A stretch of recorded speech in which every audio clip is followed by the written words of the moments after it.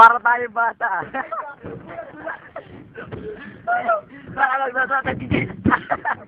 Madalas ka, madalas ka.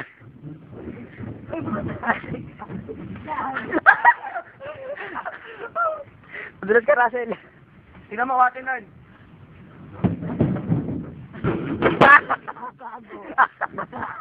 Ay, gago na ito. Ay, gago ito ba?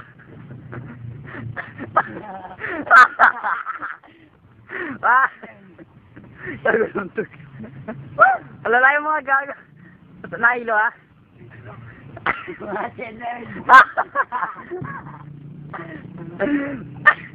Tangina. Adros kaya. Tama ng bagsak mo. Bumayo ba? Bumabayo.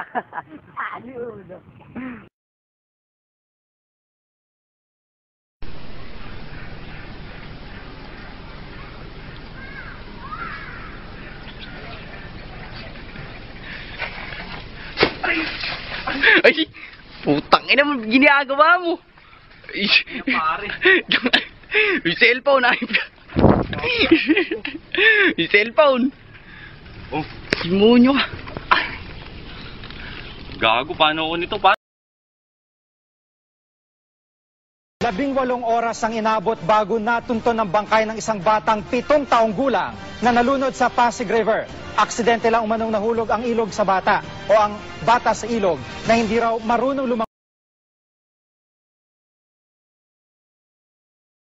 Ibig din namang nagtapos ang prayer march sa Maynila na yan, pero bago nagwakas, sari-sari muna eksenang nasaksihan sa pagitan ng mga pulis at mga ralista.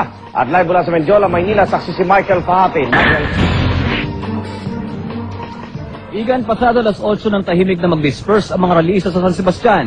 Ngunit matapos ang ilang negosasyon, ito ay matapos na nag-disperse sila. Pagkatapos ito, hindi na sila nag-away sa silang simula. Pagkatapos ito ay nagkaroon sila ng pag-aaway na sa simula.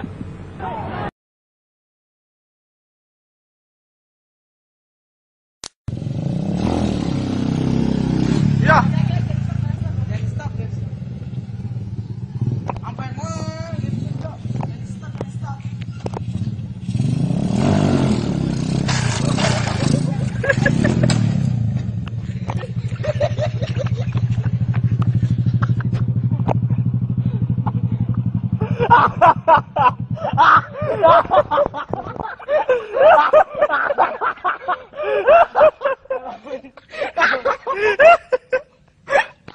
Anong gua ka mo?